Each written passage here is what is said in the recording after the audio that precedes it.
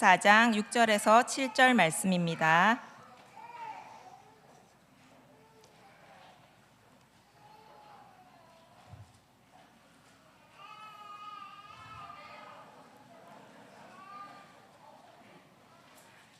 다 찾으셨으면 한 목소리로 합독하겠습니다. 그날에는 빛이 없겠고 광명한 것들이 떠날 것이라. 여호와께서 아시는 한 날이 있으리니 낮도 아니요 밤도 아니라 어두워 갈 때에 빛이 있으리로다. 아멘. 오늘 우리가 읽은 스가랴서의 말씀 14장 6절과 7절 말씀을 읽었습니다. 6절은 이렇게 시작합니다. 그 날에는 7절은 이렇게 시작합니다. 여호와께서 아시는 한 날이 있으리니. 그 날, 성경에 여호와의 날을 말합니다. 여호와께서 아시는 한 날, 역시 여호와의 날을 말합니다. 스가랴 14장은 1절에 여호와의 날이 이르리라 이렇게 시작을 합니다. 그리고 그 여호와의 날을 그 날, 또 여호와께서 아시는 한 날, 이런 식으로 표현을 해서 반복적으로 여호와의 날에 대한 말씀을 주고 있습니다. 여호와의 날, 성경에 여호와의 날이라는 말이 특히 선지서에 많이 나옵니다. 이 말은 종말적인 표현입니다. 마지막 때에, 종말의 때에 하나님의 모든 것이 이루어지는 그때를 가리키는 표현입니다. 결국 최종적으로는 예수님께서 재림하시는 그때를 가리키는 표현입니다. 그러나 꼭 그것만이 아니라 그 이전에 이스라엘이 회복되는 것을 통해서 이 여호와의 날을 어느 정도 경험할 수 있는 그런 날로 표현이 되어 있습니다. 그 날이 어떻게 표현되어 있는지 보겠습니다. 6절에 보면 그날에는 빛이 없겠고 광명한 것들이 떠날 것이라. 빛이 없겠다. 광명한 것들, 태양과 같은 것이겠죠. 그것이 떠난다, 없다. 빛이 없다는 것입니다. 그날에는. 그런데 7절에 여호와께서 아시는 한 날, 여호와의 날에는 낮도 아니요 밤도 아니라. 낮도 아니고 밤도 아니라고 말하고 있습니다. 태양이 비치는 그런 낮도 아니다.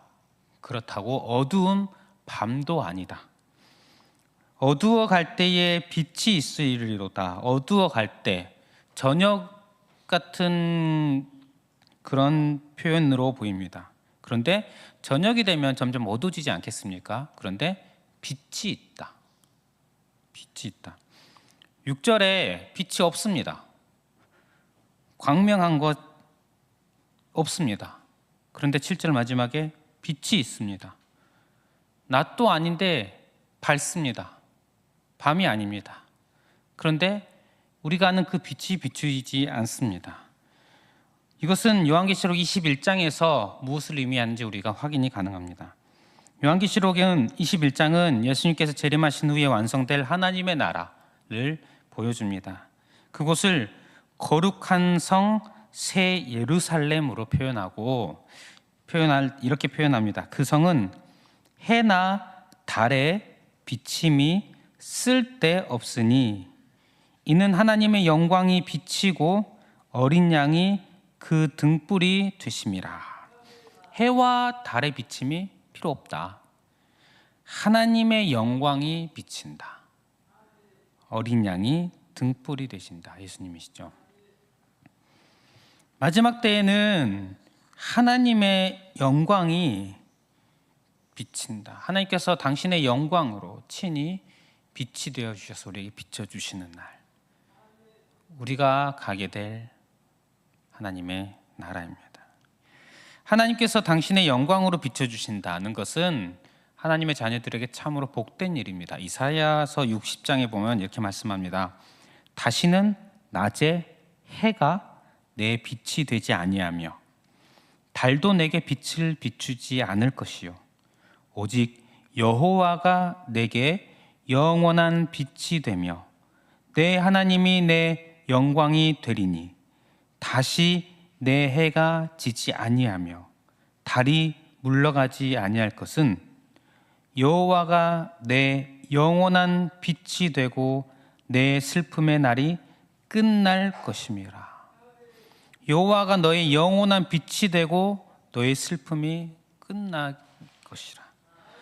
여호와께서 당신의 영광으로 우리에게 비춰주신다는 것은 다시 어둠이 있지 아니하고 다시 슬픔이 있지 않는 그런 때입니다. 이 스가랴서를 수신하고 있는, 이 스가랴서를 받은, 하나님의 말씀을 받은 이 이스라엘 사람들, 이때 이들은 아마도 성전 재건을 생각했을 것입니다. 지금 성전이 재건되고 있는 상황입니다. 이스라엘이 멸망하고 포로 생활을 하고 수십 년 후에 되돌아왔다가 성전 재건을 시도하다가 실패하고서 또 십수년을 보내고 나서 이제 다시 성전 재건이 시작되고 이제 곧 왕성의 때가 다가오고 있는 시점에 이 말씀을 받았습니다. 완공이 되면, 이 성전이 완성이 되면 이제 우리나라가, 이 이스라엘이, 하나님의 백성이 다시 온전히 회복이 되겠구나. 그때 하나님께서 당신의 영광의 빛을, 이스라엘이 죄로 인해서 하나님의 영광의 빛을 잃어버리고 예루살렘이 멸망하였었는데 이제 다시 하나님의 영광의 빛을 이스라엘 가운데 비춰 주시겠구나. 이런 기대감, 이런 소망을 가지게 하는 그런 말씀이었을 것입니다. 하지만 이스라엘 백성들이 그것을 조금 경험을 하게 되었겠죠. 그러나 그것이 영원히 지속되지는 않습니다. 하나님의 영광의 빛을 비춰주시는 것은 예수님 재림하실 때에 그때 온전히 비춰주시고 영원히 이어질 것입니다. 우리는 그곳에 가게 되고 그 안에 살게 될 자들입니다. 요한계시록 마지막 22장 5절에 이렇게 말씀합니다. 다시 밤이 없겠고 등불과 햇빛이 쓸데없으니 이는 주 하나님이 그들에게 빛이심이라. 그들이 세세토록 왕노릇하리로다. 마지막 날에는 다시 밤이 없다. 이스라엘 백성들이 성전을 재건하고 나서 행복했겠죠. 기뻤겠죠. 하나님의 영광의 빛을 어느 정도 경험을 하였겠죠. 하지만 다시 또 죄악으로 가게 되지만 그날에는, 예수님 재림하신 그때는 다시는 밤이 없습니다. 하나님께서 직접 그 영광의 빛을 비춰주십니다. 빛을 만드신 하나님께서 당신의 영광으로 직접 비춰주심으로 우리가 세세토록 왕노릇하게 될 것이라는 그날. 성도 여러분, 그날은 반드시 올 줄 믿습니다. 예수님 반드시 재림하실 줄 믿습니다. 그때에 우리는 하나님의 영광의 빛을 온전히 마주하게 될 줄 믿습니다. 이 소망을 다시 한번 가지는 저 여러분들 되시기를 바랍니다. 우리가 이 소망을 가득히 가지고 있다면 이 땅의 것이 뭐가 그렇게 중요하겠습니까? 이 땅에서 나의 마음을 채우는 것, 이 땅에서 내가 경험하는 나의 욕심들, 또 이 땅에서 살아갈 때 겪는 여러 가지 어려움들, 물론 힘들겠지요. 하지만 우리가 이 소망을 붙든다면 이 모든 것들이 작아지지 않겠습니까? 이 소망에 비하면 그렇게 크지 않을 것입니다. 우리가 이 소망을 가지고 이 땅을 살아가는 저와 여러분들 되시기를 바랍니다. 또한 우리가 이 소망을 가지고 살아가는 자로서 그때가 오기 전까지 역시 경험을 하며 살아갑니다. 우리가 온전히 하나님의 영광의 빛을 보게 될 것인데 그 전까지 우리는 그 빛을 역시 받고 누리고 경험하고 또 그 빛을 비추이는 그런 삶을 살아갑니다. 어떻게 보면 그때의 삶에 대해서 연습하는 과정인 것 같기도 합니다. 온전한 하나님의 나라에 살게 되기 전에, 그 나라에 이르기 전까지 우리가 그 나라에 합당한 모습으로 점점 성화되며 점점 자라가는 그런 과정을 살고 있는 것 같기도 합니다. 어떻게 그런 일이 있을 수 있습니까? 우리는 이미 그 빛을 받고 경험을 했습니다. 바로 예수 그리스도를 만난 것입니다. 예수님은 하나님의 영광의 빛이십니다. 요한복음 1장 9절에 참빛 곧 세상에 와서 각 사람에게 비추는 빛이 있었나니 예수님이십니다. 요한복음 1장 14절은 말씀이 육신이 되어 우리 가운데 거하심에 우리가 그의 영광을 보니 아버지의 독생자의 영광이요 은혜와 진리가 충만하더라. 예수님은 빛이시고 예수님은 하나님의 영광이십니다. 그래서 히브리서 1장 3절에는 이는 하나님의 영광의 광채시요 그 본체의 형상이시라. 예수님은 하나님의 영광이시요 하나님의 영광의 빛이십니다. 예수님을 만난 자들은 이 하나님의 영광의 빛을 경험한 것입니다. 요한복음 9장에 보면 한 사람이 나옵니다. 예수님과 제자들이 그 사람을 보았습니다. 이 사람은 태어날 때부터 앞을 보지 못하는 사람이었습니다. 제자들이 그 사람을 보고 예수님께 질문을 합니다. 이 사람이 누구의 죄 때문에 저렇게 태어났습니까? 자신의 죄 때문입니까? 부모의 죄 때문입니까? 예수님의 대답이 기억나십니까? 예수께서 대답하시되 이 사람이나 그 부모의 죄로 인한 것이 아니라 그에게서 하나님이 하시는 일을 나타내고자 하심이라. 그 사람을 통해서 하나님께서 하실 일을 나타내려고 하신다고 합니다. 어떤 일일까요? 바로 이어서 그 사람의 눈을 뜨게 해주시는데 이렇게 말씀하십니다. 예수님께서 요한복음 9장 5절부터 7절에 이렇게 말씀하십니다. 내가 세상에 있는 동안에는 세상의 빛이로라. 이 말씀을 하시고 땅에 침을 뱉어 진흙을 이겨 그의 눈에 바르시고 이르시되 실로암 못에 가서 씻으라 하시니 이에 가서 씻고 밝은 눈으로 왔더라. 눈을 뜨게 해주십니다. 그런데 무슨 말씀을 하고 띄워주십니까? 내가 세상의 빛이다. 예수님이 세상의 빛이심을 보여주신 사건입니다. 그 사람이 평생 눈을 뜨지 못하고 앞을 보지 못하며 살았는데 예수님을 보게 되었습니다. 예수님이 나의 빛이신 것을 보게 되었습니다. 이 사건을 본 사람들이 예수님이 세상의 빛이시구나 보게 되었습니다.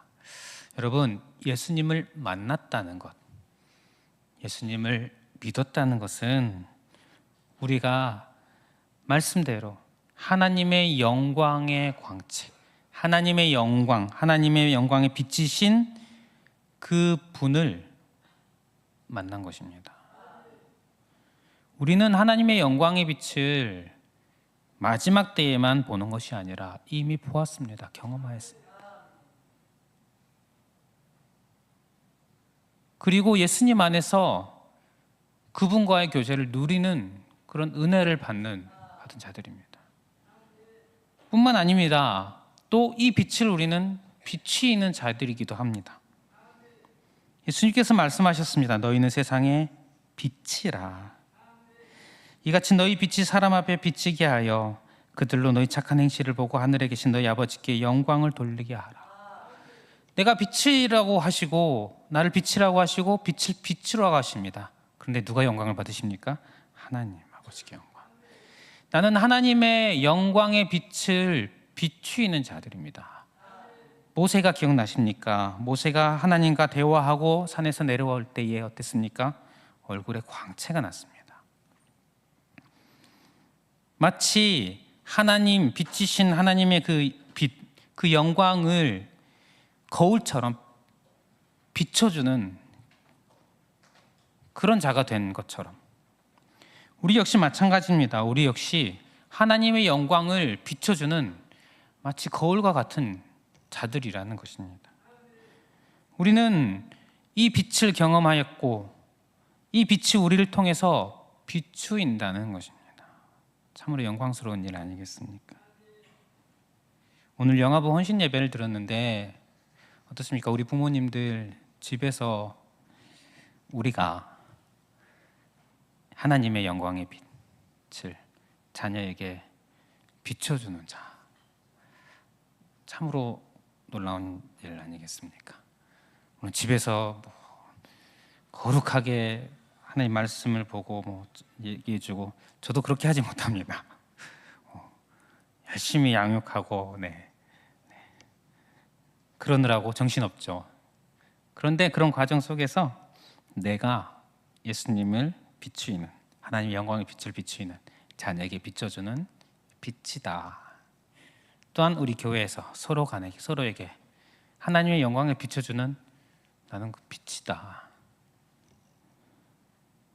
세상에서 사람들이 볼 때에 나는 예수님의 빛을, 하나님의 영광의 빛을 비춰주는 빛이다. 예수님을 만나셨다면 우리는 빛입니다. 그러니 어떻게 해야겠습니까? 열심히 이 빛을 비치려고 해야 되지 않겠습니까?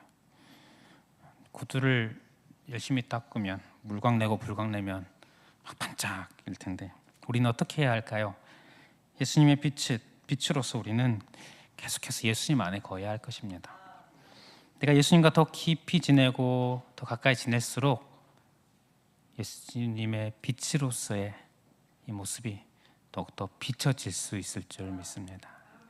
저 여러분들이 이런 예수님의 빛을 경험한 자들이고 이것을 비치는 자들이라는 사실, 그렇기 때문에 이 땅을 살면서 이것을 또 누리며 살아가는 저 여러분들 되시고 또 예수님 다시 오실 그날을 소망하는 저 여러분들 되시기를 바랍니다.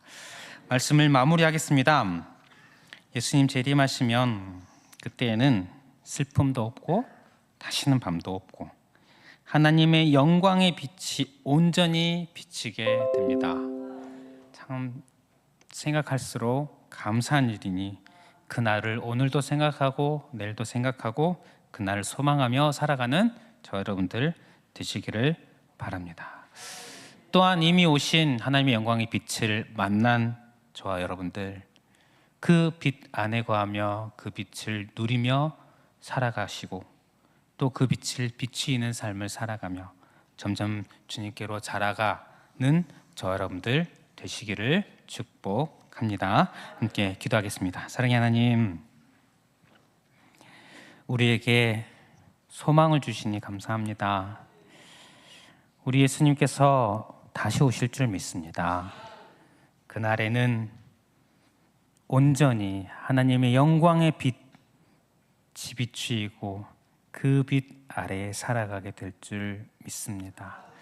주님, 그날을 알게 하시고 믿게 하시니 그날 소망할 수 있는 은혜를 베풀어 주시니 감사합니다. 우리가 그날을 바라보며 그날에 합당한, 주님의 나라에 합당한 자로서 점점 자라가며 살아갈 수 있도록 인도하여 주시옵소서. 우리 구주 예수 그리스도의 이름으로 기도드립니다. 아멘.